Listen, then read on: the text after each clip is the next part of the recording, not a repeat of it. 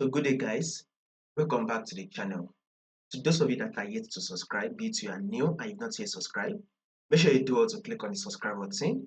Make sure you like, share, make your comments, and also make sure you follow the Telegram channel so you will not miss out on any single updates. You will find the link to the Telegram channel in the comment section.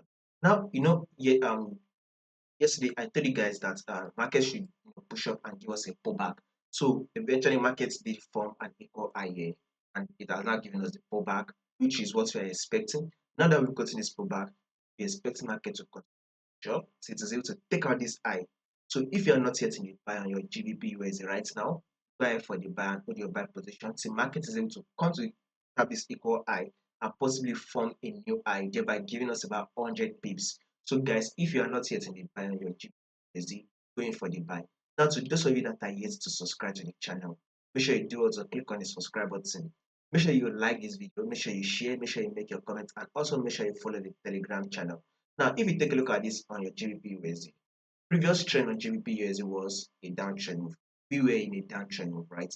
But now, when you take a look at the trend right now, which is our current trend, we are in an uptrend move. So, market has been rallying up, right? We've gotten an high, and this is an higher low. Market then push up one more time to form a new higher high. Here comes the equal higher low right here. So this is an equal higher low, right?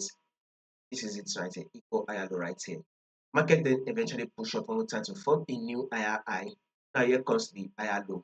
Now that we've gotten this higher low, market eventually push up to form an equal high right here, which means market to pull back, which is an higher low.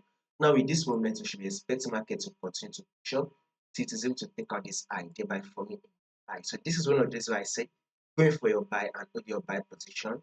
Once you're going for your buy and hold your buy position, you will most likely going to grab about nothing less than 80 pips. So you should be targeting between 80 to 100 pips for the